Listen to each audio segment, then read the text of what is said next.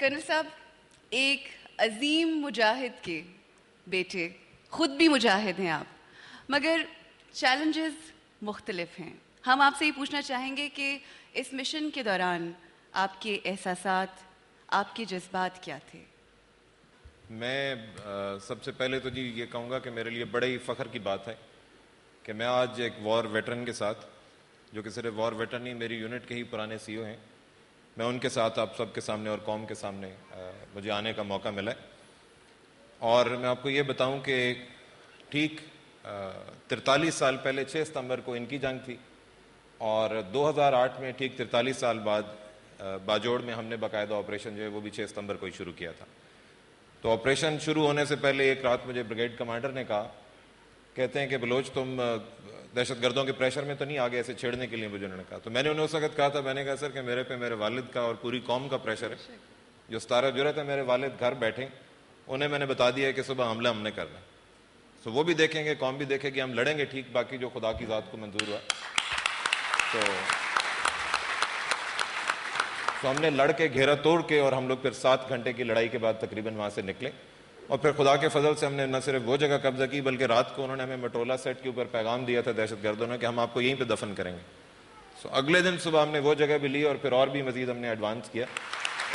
نہ صرف آپ کے لیے بلکہ ہمارے لیے، ہماری پوری قوم کے لیے یہ بہت فخر کی بات ہے. جی، اور میں صرف قوم کا آپ نے ذکر کیا، میں قوم سے یہ کہنا چاہوں گا کہ آپ قوم خدا کے فضل سے ہمارے ساتھ کھڑی رہے، اور اللہ تعالیٰ کی مدد اگر ہمارے ساتھ شامل ہو تو انشاءاللہ ہم لوگ آپ کو مایوس نہیں کریں گے، قوم کو مایوس نہیں کریں گے.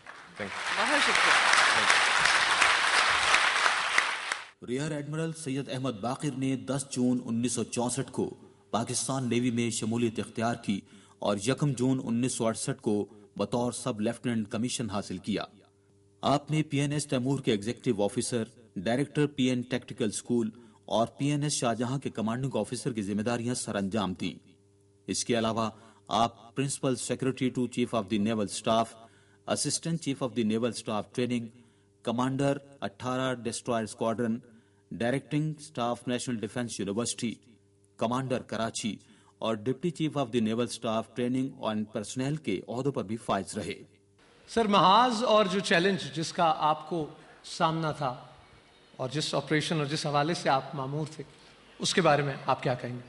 4 دسمبر 1971 کو میرا جہاز اور میرے ساتھ 3 اور جہاز تھے جو کہ سی ورڈ ڈیفنس کے لیے چٹاگانگ کے کوسٹل واٹرز میں ڈپلوائے ہوئے تھے.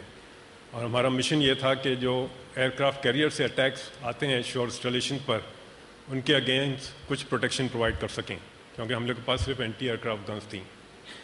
تقریباً 4:20 پر اس دن شام کو 4 دسمبر کو 4 یا 5 ایئر کرافٹ ساؤتھ سے کیریئر سے فلائی کر کے آئے، اور انہوں نے اٹیک کرنے کی کوشش کیا شور انسٹالیشن کو، لیکن ہم لوگ کی گن فائر سے وہ نہ کر سکے. وہ دوبارہ آئے، انہوں نے اپروچ کیا اور ساؤتھ سے آ کے انہوں نے لو فلائی کر کے ان تینوں گن بورڈز کے اوپر بے تحاشا اسٹریفنگ کی. دوسری فارمیشن آئی، اس نے راکٹ سے اٹیک کیا. گنز فائر تو کرتی رہیں، لیکن یہ راکٹ جو ہے اس سے کافی میرے جہاز کو ڈیمیج ہوئی. 3 راکٹ غالباً لگے تھے جس سے ایکسپلوژن ہوا، جہاز میں بڑی طرح آگ لگی اور بلیک سموک نکلنے لگا. گنز فائر کرتی رہی، انجن رک گئے اور جہاز جو ہے انکنٹرولیبل ہو گیا. چونکہ چھوٹا جہاز تھا اور بہت تیزی سے لفٹ کر رہا تھا اور ڈرفٹ بھی کر رہا تھا، میرے لیے کوئی فیصلہ کرنا بڑا مشکل تھا کہ اب میں کیا کروں. لہٰذا میں نے ابینڈن شپ کا فیصلہ کیا، which was a very painful decision for me. ہم نے جہاز کو ابینڈن کیا، لیکن یہ میں بتا دوں کہ میرے جو گن کرو تھے آخری وقت تک گنز فائر کرتے رہے. شپ ابینڈن کیا، کرو کو بچایا، اور سارے کرو کو میں آئی ٹک دیم ٹو سیفٹی اشور. لیکن ایک بات میں جو ہے کہنا چاہوں گا آج کہ کوملا کو تو میں نہیں بچا سکا، which was an asset for the Pakistan Navy, لیکن اس کے ایوز راجشاہی جو ایک اس کی سسٹر شپ تھی، اس کے اسکیپ میں، اس کی پلاننگ میں اور ایکسیکیوشن میں نے ایک بہت میجر رول ادا کیا.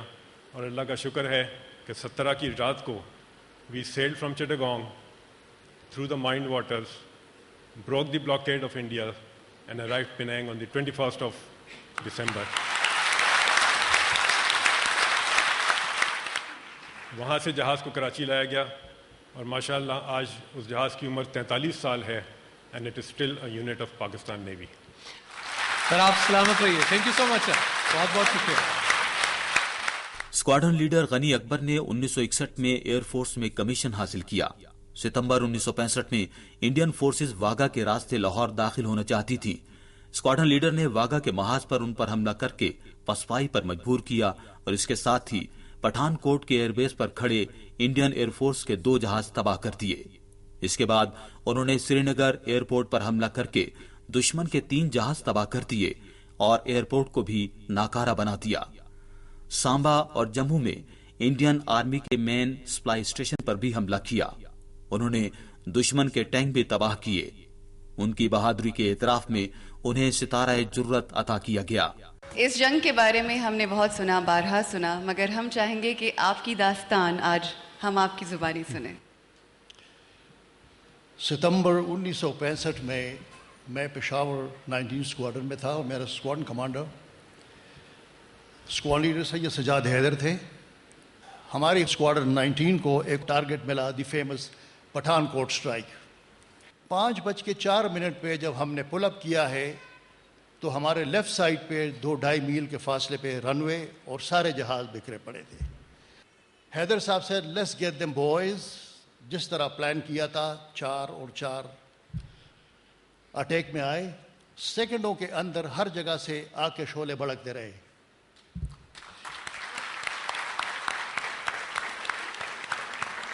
جب میری باری آئی, میں آ رہا تھا تو میں آگ کے شعلوں میں ایک جہاز تھا جس پہ رکھ کے ٹریگر وہ جہاز کو اڑا دیا. آگ, باقی لوگ تو چلے گئے تھے. میں آخری جب ایگزٹ کر رہا تھا تو دھوئیں کے اندر ایک جہاز جو ابھی لگا نہیں تھا وہ دیکھ کے میں نے کہا یہ جہاز میں نہیں چھوڑوں گا.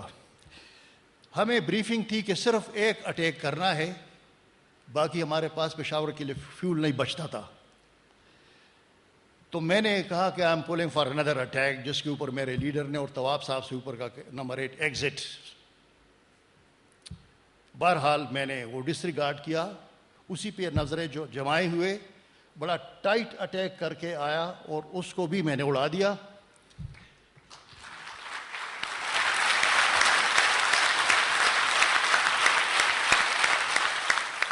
پٹھان کوٹ اسٹرائک ویسٹ پاکستان سے اور کلائی کونڈا ایسٹ پاکستان سے ہم نے دونوں اسٹرائک بیک کر کے ہندوستان کی کمر توڑ دی تھی. اور اس کے بعد ہم ہندوستان میں جا کر اس کو للکارتے تھے. میں نے کبھی ہندوستان کا جہاز نہیں دیکھا. تھینک یو سو مچ سر. یہ فیصلہ ہے